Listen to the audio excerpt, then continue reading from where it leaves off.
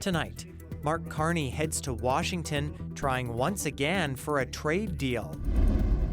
The man accused in Megan Gallagher's death tells police he feared he was next.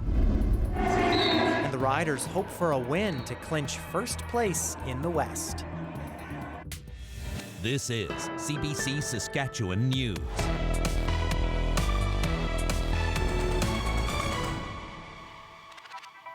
It is Tuesday, October 7th, and the CBC Saskatchewan News starts right now. I'm Ethan Williams. Thank you for joining us. For the second time since becoming Prime Minister this year, Mark Carney has found himself in the White House, facing a Washington news conference sitting next to Donald Trump. The two leaders are having another session of trade talks with a hint of possible relief from the U.S. tariff onslaught. Ashley Burke has our top story. Mark Carney back for round two. The Prime Minister returning to the White House, where Donald Trump's lashed out at other world leaders, but so far taken it easy on him. He's a tough negotiator. The Prime Minister trying once again to negotiate a tariff deal. We're going to get the right deal for America, right deal, obviously, from my perspective, for Canada. As Carney listed how transformative Trump is, the president jokingly reviving his idea about Canada becoming a 51st state. That's the most important. The merger of Canada and the United States. That wasn't where I was going. Sources say Carney's trying to get some sort of relief for Canada's steel sector, pummeled by tariffs, and use that as a model to help other sectors hit hard, like aluminum, autos, and lumber. We're competing for the same business. That's the problem. That's why I keep mentioning one way to solve that problem is a very easy way. Trump asked repeatedly why, after months, the two leaders have failed to reach any sort of deal. Is there anything that the Prime Minister has done that's making it more difficult or easier to reach a deal? No, I think he's a great Prime Minister. I mean, he could represent me anytime. I will tell you, I'm not saying that because he's here. But he also described Carney like this. But he could be nasty. He could be very nasty. If he's a great man and you want to do a deal with Canada, why aren't you? Because I want to be a great man, too. Carney telling Trump Canada's willing to make big investments in return for what he wants. Probably $8 trillion in the next 5 years if we get the agreement that we expect to get. Trump offering Carney and his ministers some hope good news could be coming. And I think they're going to walk away very happy. I think so. Carney's Canada-U.S. trade minister emerging after talks wrapped up, calling it a detailed discussion. It concluded with the president and the prime minister directing us, me and my colleagues and the president, his cabinet secretaries who were there, to continue the conversation and to quickly land deals. LeBlanc says his meetings may continue tonight and tomorrow to bring more certainty to the steel, aluminum, and energy sectors. But when asked when exactly Canada will land any of these deals, he wouldn't say. Carney is having dinner with Vice President J.D. Vance tonight. Ashley Burke, CBC News, Washington. The man accused in Megan Gallagher's death was back at Saskatoon Court of King's Bench Tuesday. Scott Larson has more on day 2 of Roderick Sutherland's jury trial, and a warning, some of the details in this story are distressing. The jury heard that in 2021, a year after Megan Gallagher disappeared, Roderick Sutherland came to police scared for his life. Gallagher was 30 years old when she disappeared in September 2020. Her body was found 2 years later in the South Saskatchewan River. Sutherland is on trial charged with manslaughter, unlawful confinement, and offering an indignity to human remains. He has pleaded not guilty. Jurors heard Tuesday how Sutherland was in tears when he told police people connected to the terror squad gang killed Gallagher, and that they did it in his mom's garage. Sutherland says Gallagher showed up there with the killers in good spirits. Sutherland left, and when he came back to the garage, he says Gallagher was tied up in a chair. He says it got worse and worse for Gallagher every time he went back. Sutherland says he heard a final scream, and the next thing, Gallagher was dead. The killers had disappeared. Sutherland told police he was in danger because the killers wanted to silence him. As the video was being played in court, there was crying in the gallery. The trial is expected to last 2 weeks. Scott Larson, CBC News, Saskatoon. Two major figures of the 2022 Freedom Convoy have been handed conditional sentences and spared further jail time. Chris Barber and Tamara Lich encouraged thousands of protesters to park their vehicles in downtown Ottawa, causing gridlock for weeks. Barber was found guilty of mischief and counseling others to disobey a court order, while Lich was found guilty of mischief. Each was given an 18-month conditional sentence with limits on their outings. Both will each have to serve 100 hours of community service. The Crown wanted 8 years imprisonment for Barber and 7 for Lich. The Saskatchewan government says early intervention programs are helping at-risk families get support before violence escalates. The National Action Plan to End Gender-Based Violence has funneled more than $1 million to programs led by Family Service Regina and Saskatoon. The money is expanding counseling and education supports for children and families affected by domestic violence. The programs are reaching children as young as 10. The goal is to tackle root causes of violence, including substance use, housing challenges, trauma, and financial stress. Really is to get that, to try to stop the violence before it even begins, so that people have different tools so that they can choose to behave in different ways. Without the tools, it's pretty hard to do that. The initiative is part of a more than $5 million provincial investment focused on building safer communities. The money is also going to help survivors of human trafficking find housing, as well as other anti-violence education programs. The province has decided against auctioning off 18 parcels of publicly owned land for now. The land was listed on a major auction company's website. This came after a 2-year moratorium on Crown land sales was lifted. But the Premier now says the province moved a bit too fast. The government says sales are once again paused, and the Ministry of Agriculture will look at other ways of using vacant Crown land. Well, as you know, we've been reporting on overcrowding inside Saskatoon's Royal University Hospital. Patients lined up in hallways, beds pushed against walls, and staff stretched thin. The province has blamed the situation on seasonal illnesses like the flu, but now the Saskatchewan Union of Nurses and the NDP are firing back. Aishwarya Duda has more. To say it's seasonal is just simply not true. The Saskatchewan Union of Nurses says hospital overcrowding has been going on for years, and instead of finding proper space for patients, more beds are being added in hallways, stripping patients of their privacy and nurses of their ethics. I don't want to call it the new normal because I think we need to avoid accepting it as a normal. It shouldn't be normal. It's wrong. The opposition NDP says the government is failing to take it seriously. The conditions that we see in that video have become new normal. So much so that the hospital has actually gone through the process of naming hallways that people are being cared for in as Pod E and Pod F. SHA says it's adding 109 new beds at Saskatoon City Hospital to ease pressure, but the union says those aren't really new beds, just existing overcapacity spaces being renamed.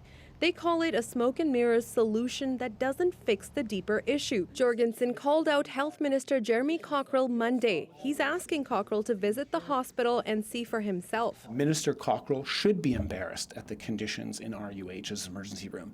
And my message for Minister Cockrell, very simple. If you're embarrassed at those conditions, fix them, and then you will cease being embarrassed. The health authority insists emergency wait times are improving, down about 12% from last year, and says it's hired nearly 2,000 new nurses and 350 physicians since 2023. But for those working the hallways, the union says the crisis is far from over. Aishwarya Duda, CBC News, Saskatoon. A new group home for adults with intellectual disabilities has opened in Regina's Eastview neighborhood. The government and Creative Options Regina collaborated to complete the 4-space home, which is located a few blocks away from Eastview Park. The home will be operated by Creative Options Regina. The charitable organization provides supportive living and community-based programs to empower people with disabilities, and its goal is to support people to live in their own homes and help them to discover their own talents. It's a place to support people to reach their full potential in our community. And I think what's magical about what we're building together is we're creating a community that's diverse and more inclusive and welcoming throughout various neighborhoods throughout Regina and across Saskatchewan. The facility, which cost just over $1 million to build, will provide personalized support for the residents who will be living as independently as possible. The government is providing more than $400,000 a year to run it. Well, after our brief return to fall these last couple of days, things are feeling a little bit more like summer once again. It is warm, it is sunny, overall a gorgeous day. And the sun and the warmth do not end here. We are in for more of this nice weather. I'll tell you more all about that in your full forecast after the break.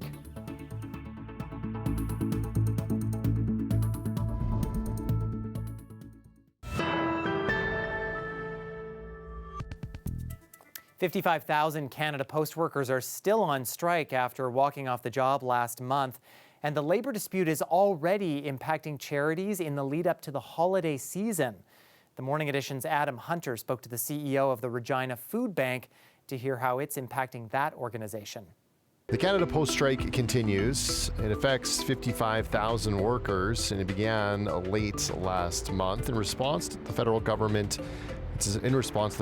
attempting to reform the service. Empty mailboxes mean no envelopes from charities asking for donations in this upcoming giving season. That's one way the Regina Food Bank reaches donors.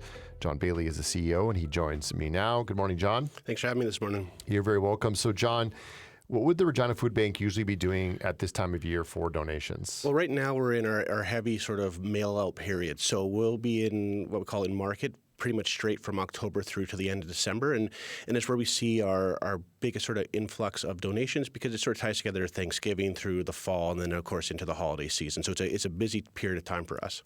And last November, there was a stoppage in postal, mail, everything coming in through Canada Post.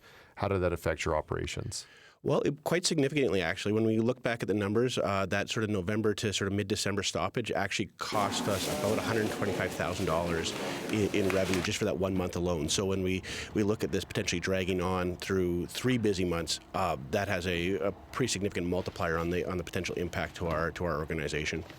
How do you respond to that? How do you prepare for that potential drop in those donations? Well, there's a handful of ways we're trying to mitigate against it. One is just trying to make folks aware that the mail is an effective means for a lot of folks, but what we can also do online, giving, that type of thing, come down to food bank to drop off stuff, and the same goes for other charities. I think the most important thing is that just because the mail stops doesn't mean the need stops. So trying to really encourage folks to find different ways to donate it, but also making it as easy as possible for them to donate, and that includes, at least for our food bank, when you donate online, you get your receipt within 5 minutes. So you're also not waiting in the mail for that tax receipt come CRA time in early in next year.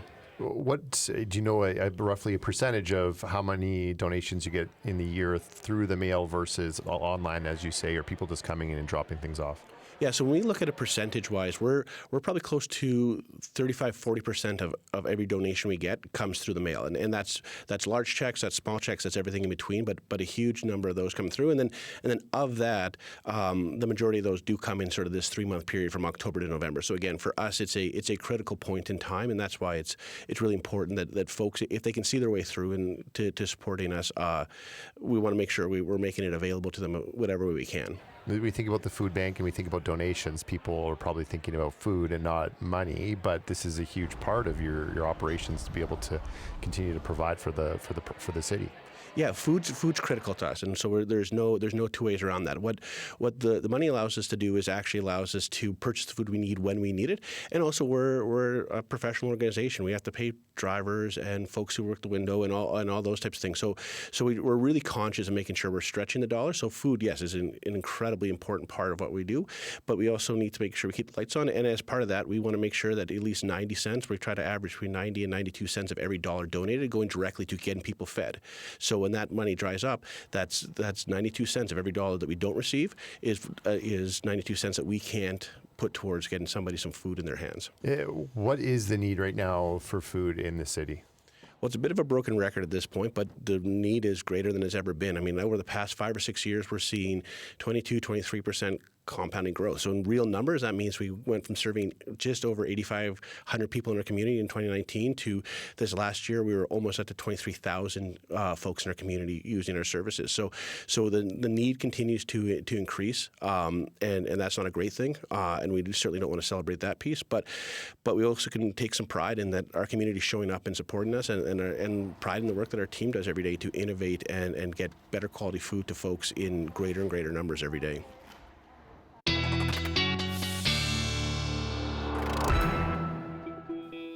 Nothing but clear blue skies for many of us across the province, including in Regina, where we're looking at a gorgeous sunset over the supper hour here and some nice warm temperatures as well. But it certainly wasn't like that when we started the day. Let's take a look at where temperatures were at as we began Tuesday. Yes, in Prince Albert, we dipped to minus 11 early Tuesday morning.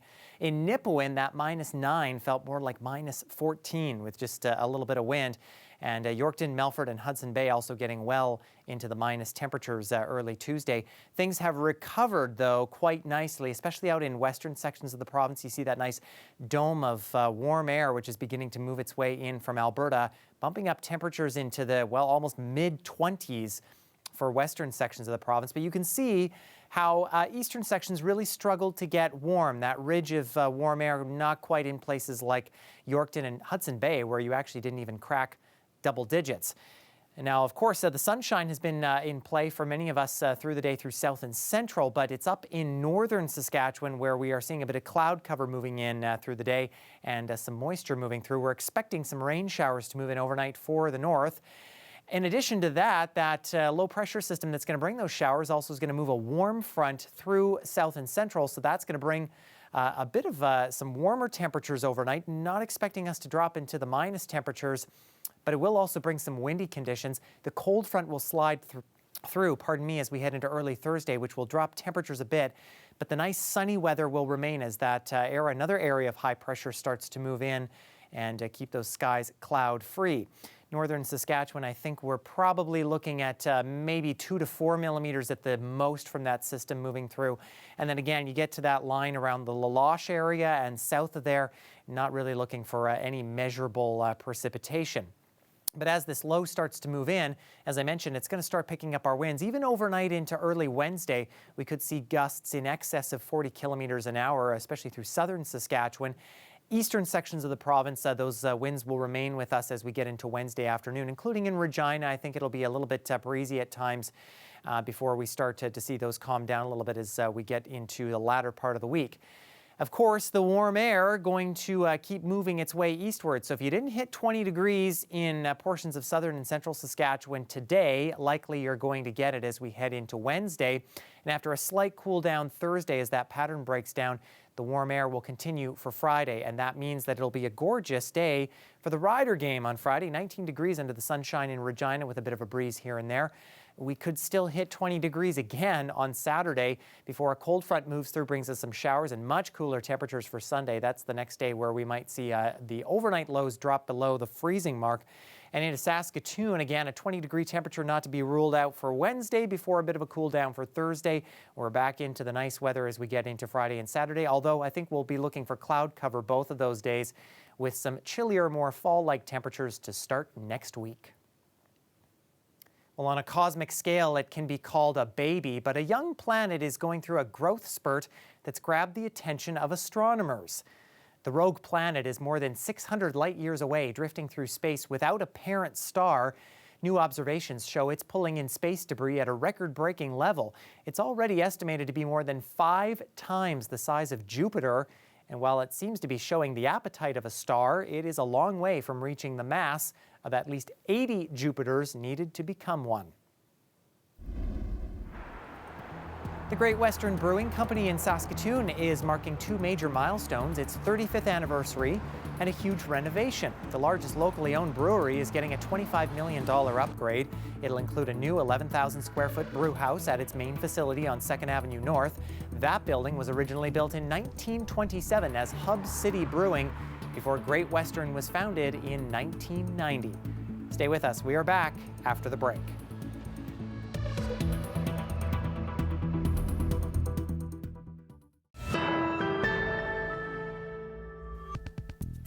Well, it's been almost a month since Rider fans have been able to watch their team at Mosaic Stadium. That changes Friday night as they host the Toronto Argonauts. The Riders ended their first two-game losing streak of the season last week in Ottawa with a 2013 victory over the Red Blacks. This week it will be another East Division foe with a new face at quarterback. With the injury to Nick Arbuckle last week, the Argos will be starting Jarrett Daggy. Toronto is the second CFL stop for the former Edmonton Elk, and Riders head coach Corey Mace happens to be very familiar with his game. I had some experience calling games against him when he was in Edmonton, and then jumping over to Toronto now, just being an offense with Dinwiddie.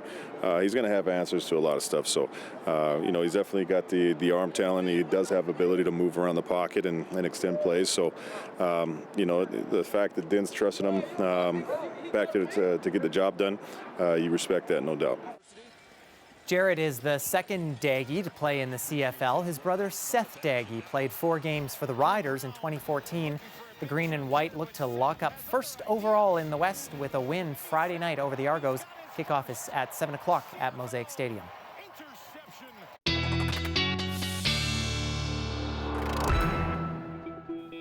Well, before our final look at the forecast, I want to give a huge shout out to the grade 4s and 5s at Henry Braun School in Regina. They invited me over for a weather presentation to their class on Tuesday, and we got a lot of keen future weather specialists, I think, in that group. They are particularly excited about learning about tornadoes, so maybe some future storm chasers in there as well. So thanks so much to Mrs. Leach and the entire class there at Henry Braun.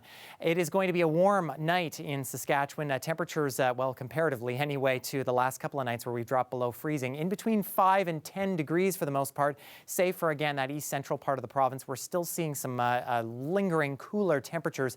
Rainfall moving through the north overnight, at the far north especially. That's going to continue as we head through Wednesday. For the Churchill region, we're looking for clearing, a sun-cloud mix with those temperatures getting back into the mid-teens or so. For south and central, it's another sunny day, and watch these temperatures take off as we get to the noon hour. Nearly 20 degrees in some places, and you can see the crux of that heat right over places like Moose Jaw and Assiniboia, up to possibly 23 degrees. It's going to be another warm one, way above seasonal for many of us. And that is our news for this Tuesday. For more news anytime, you can always head to our website or subscribe to the CBC Saskatchewan YouTube channel. And of course, you can also download the CBC News app on your smartphone or tablet. Thanks so much for watching.